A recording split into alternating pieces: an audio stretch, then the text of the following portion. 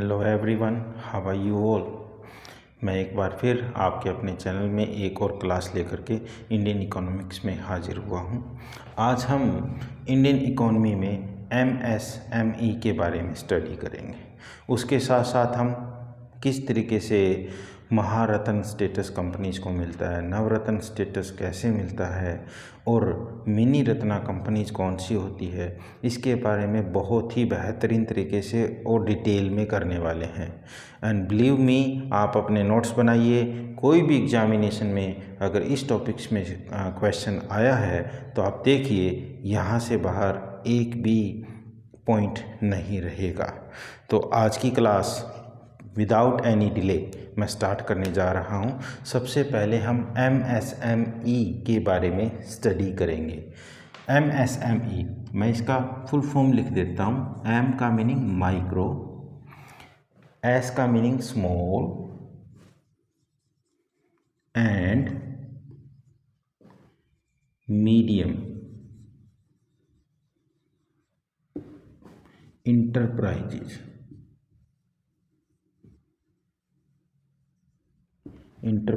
Act. ये देखिए कानून बनाया गया था, आपने सुना भी होगा एमएसएमई एक्ट। ये 2006 में बना था।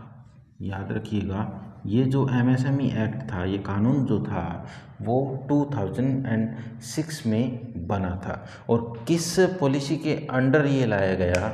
ऑब्वियस है, हमारी जो न्यू इंडस्ट्रियल पॉलिसी है वो कब आई थी? 1991 में आई थी। Brought under new industrial policy, under new industrial policy. नई औद्योगिक जो नीति थी उसके अंतर्गत ये एक्ट या कानून लाया गया। नई औद्योगिक नीति जो 1991, जैसा कि हमने पहले किया हुआ है, उसके अंतर्गत ये कानून लाया गया। अब एमएसएमई के अंदर हुआ क्या? एमएसएमई जो मिनिस्ट्री थी इस एक्ट के अगले साल बना दी गई। एमएसएमई मिनिस्ट्री, एमएसएमई मिनिस्ट्री यानी मंत्रालय। यूनियन गवर्नमेंट के अंदर एमएसएमई मिनिस्ट्री जो थी वो 2007 के अंदर बना दी गई। और अगर आज मैं पूछूं आपसे कि अभी एमएसएमई मिनिस्टर कौन है तो आप शायद बता पाएंगे। चलो मैं बता देता हूँ, श्री नारायण राणे हमारे एमएसएमई मिनिस्टर है। अब देखिए एमएसएमई जो अगर हम इंडस्ट्रीज़ की बात करें तो उसमें किस लेवल पर इनको माइक्रो, स्मॉल और मीडियम का दर्जा मिला हुआ है? Expenditure in plant and machinery. सबसे पहले हम ले लेते हैं एक्सपेंडिचर, यानी कि कितना एक एंटिटी खर्च कर रही है। Expenditure in plant and machinery, यानी प्लांट और मशीनरी में कितना खर्च हुआ, उस आधार पर हम माइक्रो, स्मॉल और मीडियम इंटरप्राइजेस की रिकॉग्निशन कर सकते हैं। देखिए माइक्रो इंटरप्राइजेस, आप आराम से अपने नोट्स बनाते रहिए। अगर चैनल को सब्सक्राइब नहीं किया है तो प्लीज़ सब्सक्राइब कीजिए, क्योंकि डेली अपडेशन वीडियो रहेंगे, फुल कोर्स रहेगा। ऐसा नहीं कि मैं आपको कुछ टाइम करवाऊंगा, बीच में से कोई टॉपिक करवाऊंगा या नहीं करवाऊंगा। फुल कोर्स रहेगा और फ्री ऑफ कॉस्ट रहेगा। इसलिए please do subscribe the channel, share the channel.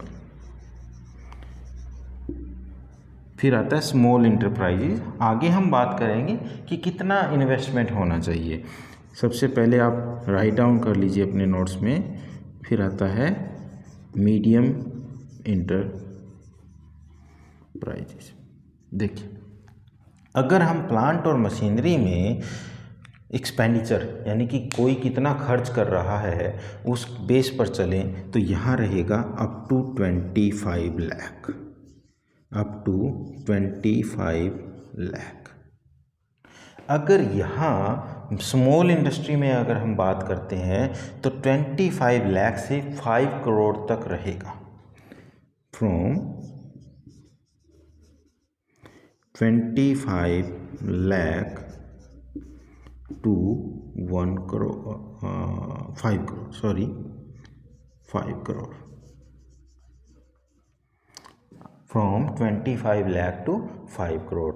और मीडियम जो इंडस्ट्रीज हैं वहाँ फ्रॉम 5 करोड़ टू 10 करोड़ रहेगा।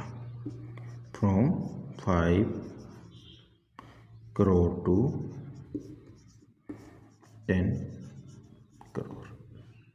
तो अगर आपको बोले कि एमएसएमई प्लांट और मशीनरी में जो खर्च किया जाता है उसके बेस पर हमें डिसाइड करना है, तो हमें इतना इन्वेस्टमेंट देखना पड़ेगा। इनमें से कोई भी इन्वेस्टमेंट हमें मिल रहा है, उस इन्वेस्टमेंट के बेसिस पर हम उसको माइक्रो, स्मॉल या मीडियम इंटरप्राइजेज में काउंट कर सकते हैं।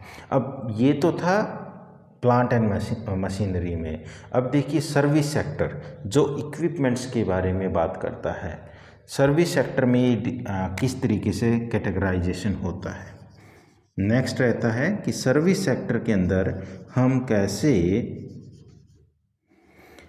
माइक्रो, स्मॉल और मीडियम इंटरप्राइजेज को डिफ्रेंशिएट करते हैं। यहाँ हम इक्विपमेंट की बात करते हैं, यानी उपकरणों की बात करते हैं। देखिए, यानी सर्विस सेक्टर में कहाँ से कहाँ तक के इक्विपमेंट लगाए गए हैं, यानी जो सर्विसेज प्रोवाइड करते हैं। बेसिकली आप समझ लीजिए, यानी micro enterprises, small enterprises and medium enterprises. अगर हम ये लिस्ट पूरी डिटेल लेकर के चलें तो आप प्लीज़ नोट डाउन करते रहिए। Micro enterprises, small enterprises and then medium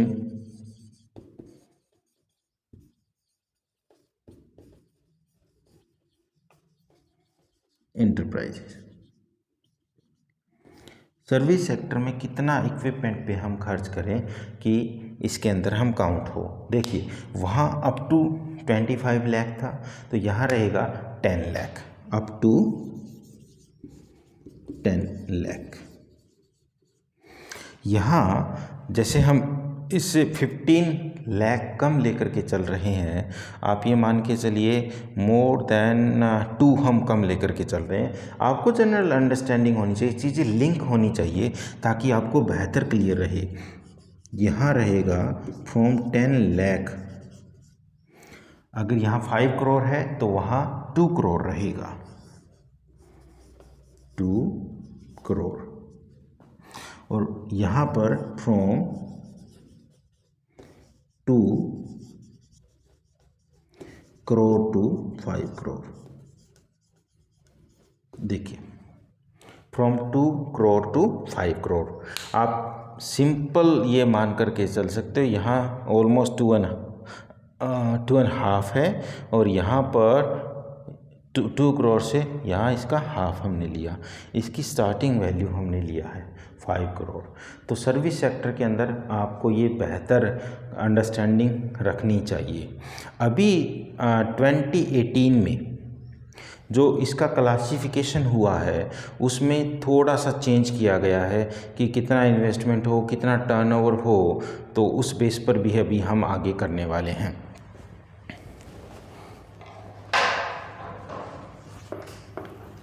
twenty 2018 में एमएसएमई में एक टर्नओवर यानी कि कितना एक हम रेवेन्यू जनरेट कर पा रहे हैं। टर्नओवर का मीनिंग तो आप समझते होंगे कि हमारा जो रेवेन्यू है या हमारी जो इनकम है वो कितनी हो रही है। इन्वेस्टमेंट एंड टर्नओवर, ये पॉइंट भी कंसिडर किए जाने वाले हैं। तो देखिए, जैसे मैंने बताया 2018 में जो क्लासिफिकेशन है वो चेंज हो गया, हमारे जो इन्वेस्टमेंट और टर्नओवर है इंटरप्राइजेज सेक्टर का। तो मैं 2018 का जो क्लासिफिकेशन है वो बता रहा हूँ। I am noting down here changed classification. Changed classification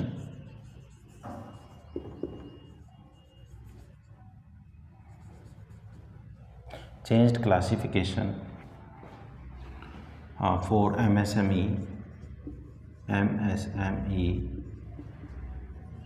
in 2018 in terms of investment and turnover. In terms of investment and turnover, don't worry, वो हम आगे डिटेल मेंशन करेंगे जैसे हम उसमें कर रहे थे। इसमें सबसे पहले micro enterprises,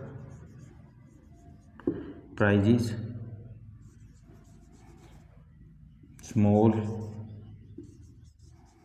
enterprises, medium enterprises,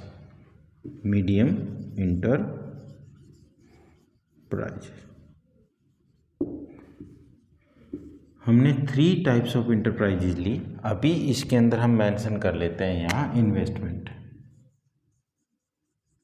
कि इन्वेस्टमेंट हमारा कितना होना चाहिए और उस इन्वेस्टमेंट का रिटर्न कितना होना चाहिए, यानी हमारा टर्नओवर कितना होना चाहिए। इन बातों को हमें गहनता से समझना है। यहाँ से डायरेक्ट क्वेश्चन पूछा जा सकता है, बहुत ज़्यादा पॉसिबिलिटी। देखिए, अगर हमने इन्वेस्टमेंट 1 करोड़ का किया है तो हमारा जो टर्नओवर है वो 5 करोड़ का होना चाहिए। 1 करोड़ इन्वेस्टमेंट पर टर्नओवर कितना होना चाहिए, ₹5 करोड़ का होना चाहिए। ओके, अगर हमने 10 करोड़ इन्वेस्टमेंट किया है, यानी कि उसका 5 टाइम होना चाहिए। बस आप इतना याद रखिएगा, अगर हमने 5 करोड़ इन्वेस्टमेंट किया है, 5 करोड़ वाला माइक्रो में आएगा, सॉरी स्मॉल में आएगा। अगर हमने ₹10 करोड़ किया है तो वहाँ 50 होगा, लेकिन मीडियम के अंदर 10 करोड़ नहीं आ सकता, यहाँ हम 50 करोड़ लेंगे क्योंकि ये गाइडलाइन मीडियम में अब आकर के चेंज हो गई है।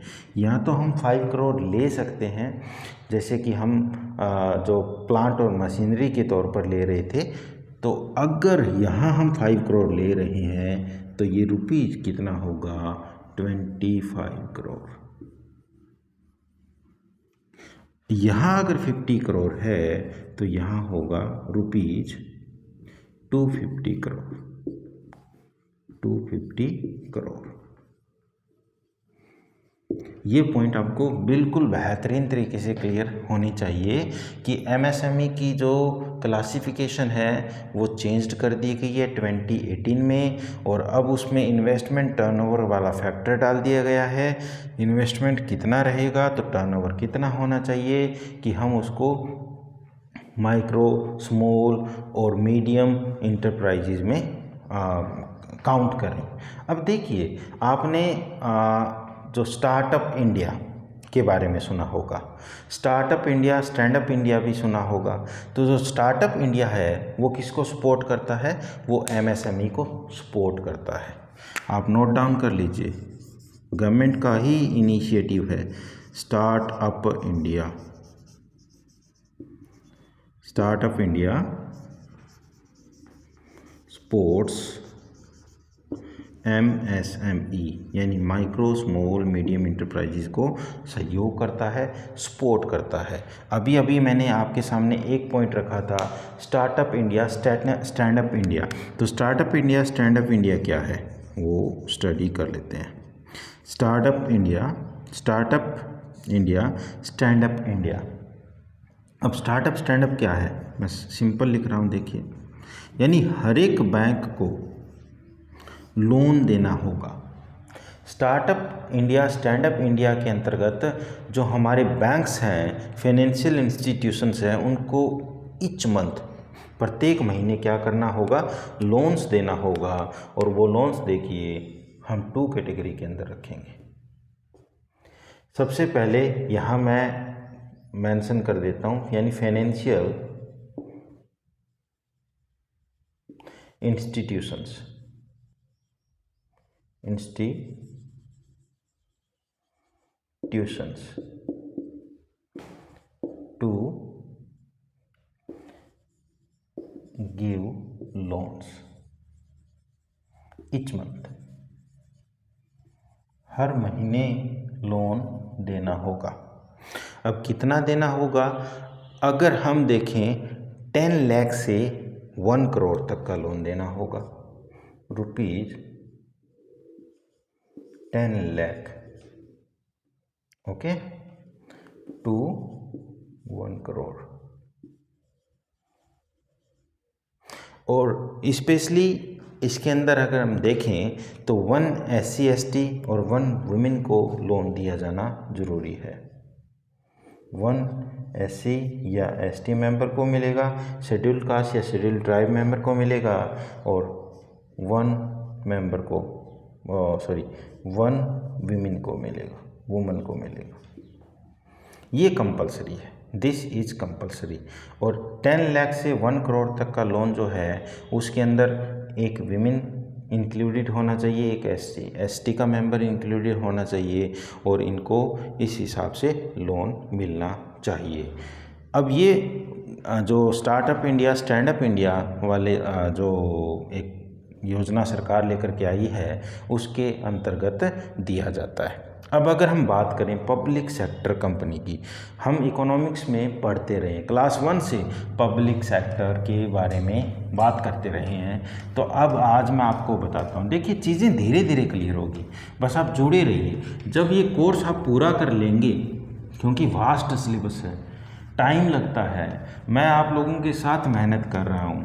अगर मैं PPT से रीड करूँ तो उसमें कोई प्रॉब्लम नहीं है, जैसा कि बहुत सारे करते हैं, बस बुक्स रीड कर रहे हैं, लेकिन मैं आप लोगों के साथ मेहनत कर रहा हूँ, चीज़ों को और बेहतरीन तरीके से आपके सामने प्रेजेंट कर रहा हूँ। जितना टाइम मुझे लग रहा है आप उतने टाइम में नोट्स बना सकते हो, यानी आपको फ्रस्ट्रेशन नहीं होगी कि वीडियो आप फास्ट चला करके देखें। तो आप करते रहिए, हम बेहतरीन तरीके से कर रहे हैं। इनके रिजल्ट जैसे ही आप एग्जामिनेशन दोगे, एग्जामिनेशन हॉल में बैठोगे, तब आपको पता चलेगा कि क्लास की वैल्यू क्या है। देखिए पब्लिक सेक्टर,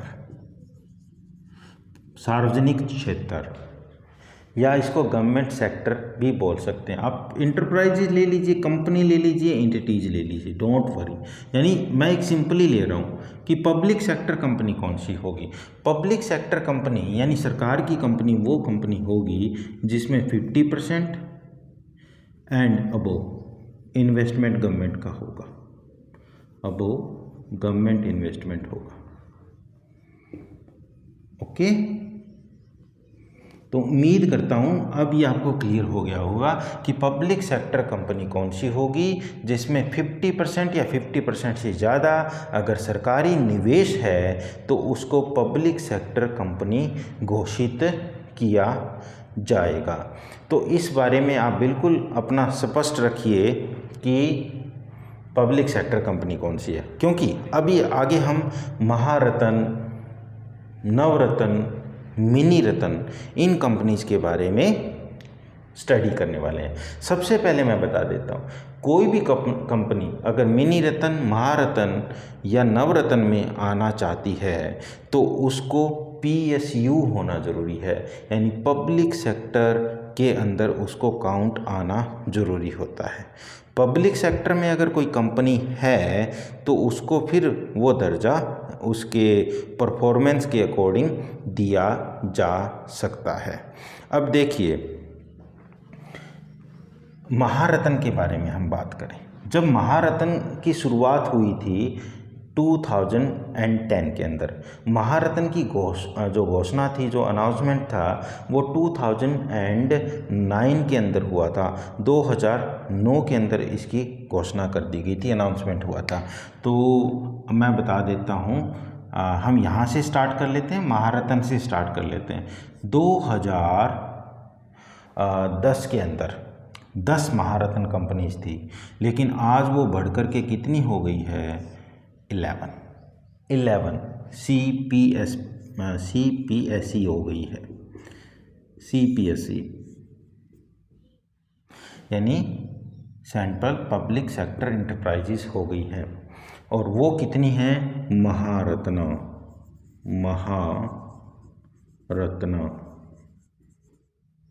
अब महारत्ना कंपनीज में इनको यानी स्टेटस मिला हुआ है, काउंट किया जाता है कि ये महारत्न कंपनी है। वो लिस्ट भी हम डोंट वरी करेंगे। और इनकी शुरुआत हुई थी 2010 में। तो आप 10 से याद रख लीजिए, जब 2010 में इनकी शुरुआत हुई थी तो वहाँ 10 महारत्न कंपनीज थी जिनको ये दर्जा मिला हुआ था, स्टेटस मिला हुआ था। लेकिन आज के टाइम में ये 11 हो गई है। मैं 11 इसलिए लिख पा रहा हूँ कि आज के टाइम में 11 है। 2010 के अंदर अगर मैं इसमें लिखने को भी चलो यहाँ से हम ओल्ड लिस्ट से ही स्टार्ट कर लेते हैं कि 10 CPSPs थी। और इनकी घोषणा कब हुई थी? स्पेशली इसकी घोषणा वो 2009 के अंदर हुई थी। I am writing here, so make sure that make sure that you have understood, announced in 2009। Okay, इसकी अनाउंसमेंट कब हुई थी? 2009 में हुई थी। 2010 के अंदर 10 कंपनीज को महारत्न का स्टेटस मिला। उसके बाद में 14 CPSCs आई। 14 CPSCs ये तो पहले से चलता आ रहा था, यानी 1997 में नवरत्न मिनी रत्न आ रहा था, 2010 में महारत्न आया। तो इसको हम बोल सकते हैं नवरत्न स्टेटस। ये 1997 के अंदर मिला। और उसके बाद में 1997 के अंदर ही मिनी रत्न स्टेटस मिला। उसके अंदर 73 CPSCs थी। 73 CPSCs थी। Okay, you can make it clear. And ये था mini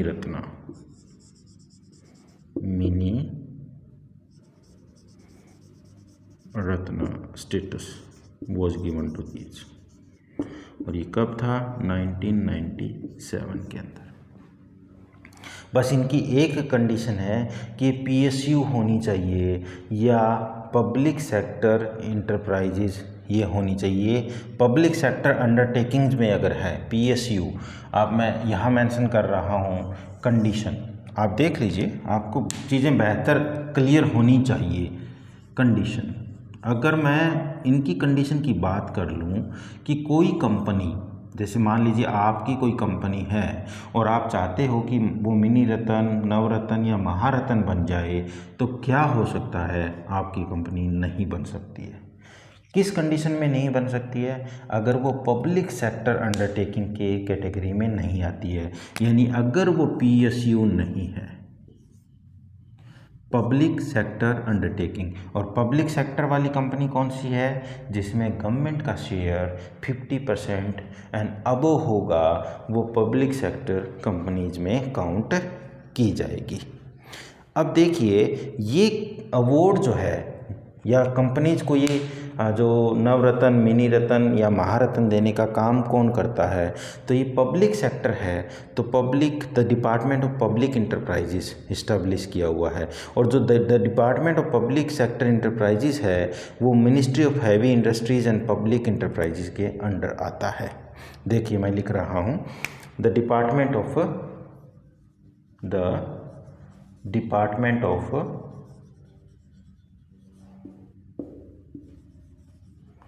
public sector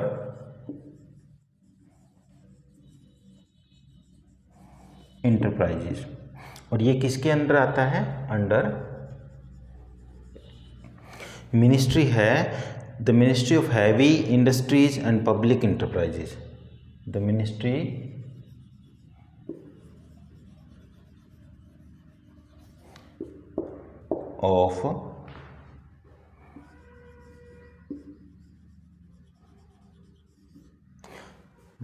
of Heavy Industries and Public Enterprises. Heavy Industries and Public Enterprises. तो उम्मीद करता हूँ कि आपको यहाँ तक का बहुत अच्छे से क्लियर हुआ होगा कि हम ये जो स्टेटस है मिनी रत्ना, नवरत्ना और महारत्ना वो कैसे देते हैं। ये department of public sector enterprises का काम है। ये इस मिनिस्ट्री यानी ministry of heavy industries and public enterprises के अंतर्गत काम करता है, ये स्टेटस देता है। और ये पब्लिक सेक्टर अंडरटेकिंग्स वाली जो कंपनी है यानी पब्लिक सेक्टर जो कंपनी है उनको स्टडी करता है, उनकी परफॉर्मेंस चेक करता है और फिर ये उनको दिया जाता है। अब एक क्वेश्चन आपके सामने आ सकता है या आपके माइंड में चल रहा होगा, अगर नहीं भी चल रहा है तब भी मैं आपके सामने क्लियर कर देता हूँ कि इंटरप्राइज क्या होता है। इंटरप्राइज देखिए, इंटरप्राइज क्या होता है। इंटरप्राइज वो होता है जिसमें सर्विस और सर्विस के साथ साथ में इंडस्ट्री भी होती है, यानी कि कोई ना कोई उद्योग होता है और उद्योग के साथ साथ वो सेवाएं भी दे रहा होता है। ऐसे यूनिट को या एंटिटी को हम क्या बोलते हैं, इंडस्ट्री एंड सर्विसेज, यानी उद्योग और सेवाएं जो दोनों मुहैया करवाए उसको हम इंटरप्राइज बोलते हैं। तो यहाँ आपको जहाँ कहीं भी इंटरप्राइज देखने का मिल रहा है इसका मीनिंग वहाँ उद्योग भी है, कोई ना कोई प्रोडक्शन भी है और इसके साथ साथ में सेवाएं देने का भी काम हो रहा है। तो मैं उम्मीद करता हूँ कि आज मैंने जो इन्फॉर्मेशन आपको दी है वो आपको बहुत अच्छे से क्लियर हुई है। कल हम महारत्ना, नवरत्ना और मिनी रत्ना क्या क्या इनके लिए कंडीशन होती है कि इनको स्टेटस मिले PSU के लिए, इसके लिए क्या कंडीशन है, क्या बेनिफिट्स हैं, वो सारा हम स्टडी करेंगे। जिसमें हम 11 महारत्ना जो इंटरप्राइजेज हैं उनके बारे में भी स्टडी करेंगे और कंप्लीट लिस्ट चलेगा। कल की क्लास बहुत ही बेहतरीन होने वाली है। So it's my sincere request, आप स्टे कनेक्टेड रहिएगा। रेगुलर वीडियोज़ क्लासेस अपडेट होती रहेगी, अपलोड होती रहेगी। कंटेंट की कोई कमी नहीं है, एग्ज़ाम के रेलेवेंट कंटेंट है। बहुत सारे ये सोचते हैं कि यूट्यूब पर टाइम का वेस्टेज होता है, यूट्यूब पे क्लास नहीं लगानी चाहिए, लेकिन मैं उन सब विचारों को बदलने के लिए क्लासेस अटेंड करने लगा हूँ। मैंने मेरी सर्विसेज आप लोगों के लिए बिल्कुल ईमानदारी से तैयार की है। ईमानदारी से मैं सारी चीज़ें लेकर के आता हूँ। आउट ऑफ द बॉक्स होती है, आउट ऑफ द माइंड होती है, क्योंकि मैं ये चीज़ें बिल्कुल अच्छे से पहले स्टडी कर चुका हूँ। मेरी लाइफ में एक बार नहीं अनेकों बार स्टडी कर चुका हूँ, टीच कर चुका हूँ, फिर मैं आपको वो चीज़ें करवा रहा हूँ। तो प्लीज़ आप जुड़े रहिएगा, आपको बहुत ही बेहतरीन कंटेंट मिलने वाला है बिल्कुल, जिससे आपकी नॉलेज बिल्कुल ऊंचाइयाँ छुएगी, आपका करियर भी ऊंचाइयाँ छुएगा। Thank you very much for your time and being with me. Thank you very much. Have a nice day.